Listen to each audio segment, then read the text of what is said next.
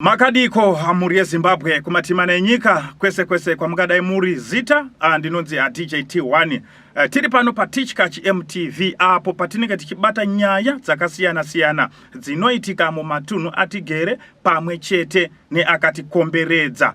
So kana kachinge karike kutanga kusvika pano pa Teachkach MTV ndokumbira kuti unongosiya wa subscriber wobva wa like pamwe chete nekushare usazokanganwe kupfanya kabhatani kaya ako kuitira kuti patinokanda chinopisa unoyeuchidzwa. Wakuru wobva wati musha usingasvike vayeni musha wakaita sei iwoyo. Nhasi panapa tatsikwa nemuyenzi mufunge zvenyu. Saka toda kunzwa kuti muyenzi vedu ndiani, ari kubva kupi, anoita nezvei. Regari tore mukana vekuwachingamidza. Munhu waMwari makadi. Tiripo makadi ni baba. Tinofara yedu. Zakana. Right. Muri yeZimbabwe vanoda kuziva kuti munhu atitsika nhasi anonzani. Ya inini ndinoti Dr. Tafazwa. Ndinobva Malawi. So izvozi ndiri Mozambique. Okay. Ku Musolizi kusungapera uko. All right. Yeah. Ndofunga mangozvinzwirawo Dr. Tafadzwa wakambururuka nendege wachibva wa dzika nezuro manheru vachiuya kuno kuTeachkach kuti tizokwanisawo kuita hurukuro navo. Right. Dr. Tafadzwa tinokutendai, tinokugamuchirai nemaoko mairi. Chatinoda kuziva kuti Dr. Tafadzwa ava vanomboita nezvei. Ya inini ndiri ng'anga. Ndiri chiremba ndinobasira vantu vakasiyana. Ndiye basa ndinoshanda inini. Alright. Doctor, munorapa nei, munoshandisa mishonga yekukliniki zvakamira sei? Ya inini inoshandisa mishonga yachivantu. Ya ndiyo tinoshandisa maningi. Alright. Dr. Tafadzwa, matambudziko api amunobatsira kune vanhu? Matambudziko ndi akawanda. Izvozi pali matambudziko muntu akabiriwa, tinozosera ziro zake. Okay. Mkazi akatiza pamoyo, izvozi akazi ali kunesa maningi kutiza. Tinowagazirira wozokera pamba. Ya muntu ali kukunesa, yali kukutumira nizifula, kabina muda kumupindisa. Kumupindisa kumuuraya. Ulaya kuti ali kutinesa mwapaza mwakanesana. Pali ziro tinoita isusu mopezerana ipapo. Okay. Yeah. Alright. Ngatitarisei Dr. Tafadzwa, pane vamwe vanenge vaine matambudziko akaita kuti vamwe vari kuda mbereko.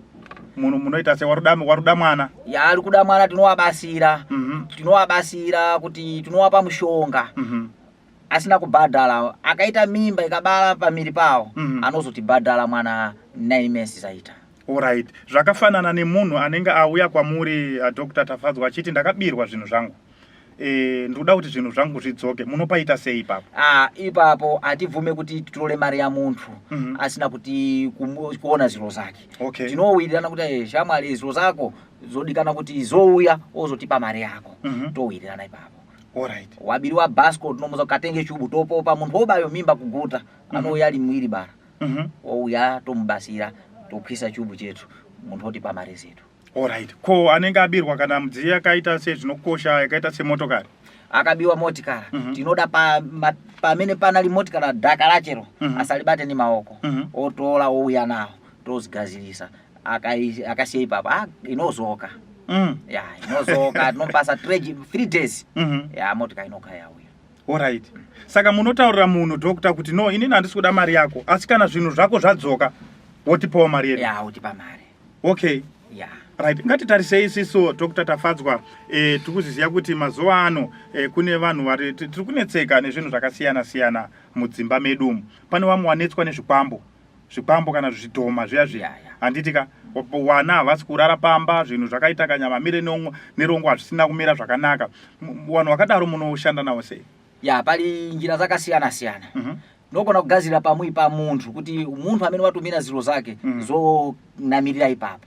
Okay. Muntu anoloya oenda otumira chidhoma. Choguma ipapo. Achibude. Alright. Yeah. Tinotenda. Saka manje munomu muZimbabwe munomuzwa mauya kunoku kuZimbabwe vanhu vari wanoshanda nemisei imimi muri kuMozambique. Nanzwa mukitaura kuti murugara kuMozambique. Munozvifambisa sei? Anoshanda ndi phone number, WhatsApp, tobhuirana muri papi ouya togazirira. Hapana kunesa. Alright. Ko wanenge wachiti inini pamwe ndiri kure ndiri kuna South Africa munoshanda nawo sei? Ya ipapo mazuva ano kuli mbavha zinonyepa kuti zinobasira vantu mafoni ndiye ali kuzonga basa ledu. Isusu atishande ni mafoni tinoda munthu abate mshonga aomberere akaomberera mshongayo ndiye kuti chazinoita bo koma unaona kuti tumira mare yako tukubasire pa foni inini andigusikane naso. So ndinoda munthu face to face atole mishonga ashandisa aomberere aleketere zinomushandira zvinhu zvofamba zakanaka. Awoti anada uyai kuno otumira mare toyenda tokagadzirira tega zakanaka izvozvo. Alright. Pane kuti munhu ati ndiri kwakati ndotumira mari mundigadzirire zidai mbavha zawanda mbavha zang'anga zawanda zinobira vantu. Alright doctor. Aiwa tinotenda. Saka pane here zvimwe doctor zvamasiya toda kuti muri yeZimbabwe wanyatse kunzwisisa kuti doctor ndezvipi nezvipi zvimwe zvavanobatsira because pana pamabata mukati mbavha munhu akabirwa munogadzira munhu anoda kuita mbereko munogadzira ko wanenge vachida mabasa mabasa business tinoita munthu akuda kuti timuitire ziro zinoona kuti ndiri kuneseka pa ntchito kuti ntchito sikufamba zakanaka tinoita komanso munthu ana kuti pabasa pangu pali wanthu anoloyana mabasa ndizvozvo wanthu anotumirana zidoma mabasa izvozvo kuchesulana kutumirana ziro zinoona kuti wina ali pa chigaro chikulu anoda kumuzasa tinogazisa izvozvo kuti zifambe zakanaka pa mabasa. Aiwa tinotenda doctor tinotenda zvikuru ko wanobudirwa nengozi waya anobudirwa nengozi tinogazirisa pali ngozi ona kuti munthu wakaulaya munthu kale hapana cha munthu anoziya tinopinda ndi kukagazirisa izvozvo kuzivala kuti zisatani zisazongana hapana cha akuziwa nata. Alright. Aiwa ndinotenda doctor. Right. Vanhu vanoda kukubatai vanokubatai sei tinenge takuisa phone number vanotarisa pa screen ipapa phone number dzenyu tichadzisa ipapa. Alright. Vanokubatai ipapo tingati here pane zvimwe zvamuri kufungidzira kuti masiya zvamuri kuda kuti muri yeZimbabwe wari kuMozambique wari kuSouth Africa wari kupi wange wachiziya? Zilipo zakawanda. Titsanangudzirei.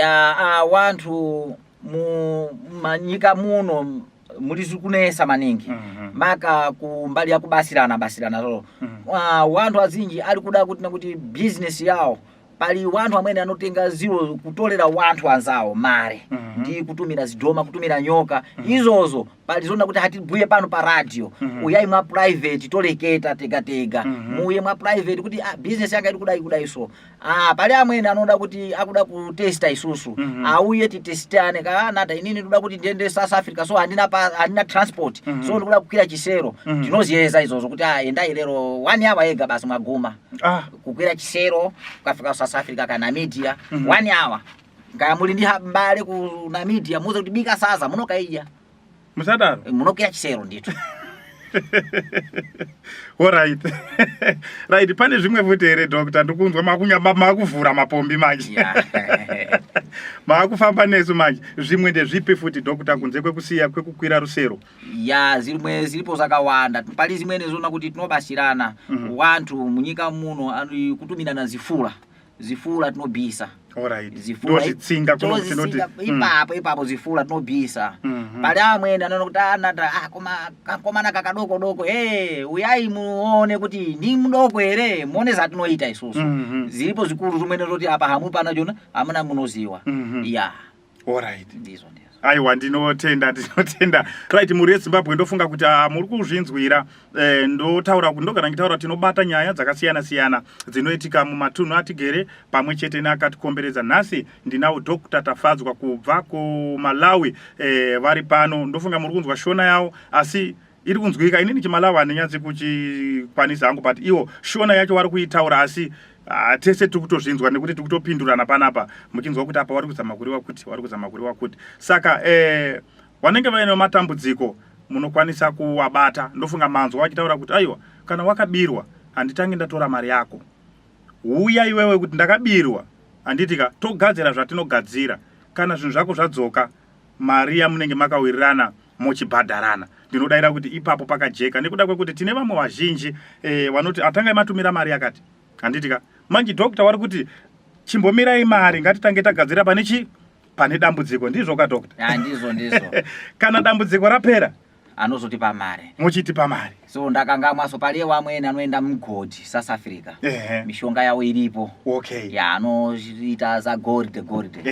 Mishonga yawo iripo. Alright. Kuti wabate mari. Wabate mari oenda ikoko. Anongotenga sugar wa brown uja obwera nawo. Sugar imwe tompanga mapipo sa oita gold. Yeah. Alright, aiwa tinotenda mhuri yeZimbabwe. Ngatisangane zvakare muzvikamu zvinotevera apo patinenge tichibata nyaya dzakasiyana-siyana dzinoitika mumatunhu atigere pamwe chete neakatikomberedza. Nhasi ndenge ndiri kuita hurukuro naDr. Tafadzwa kubva kuMalawi. Iko zvinezvi vari kutaura kuti vari muMozambique ndo mavari kugara. Tinotenda, ngatisangane zvakare muzvikamu zvinotevera mazvita muchioneka zvenyu vateereri.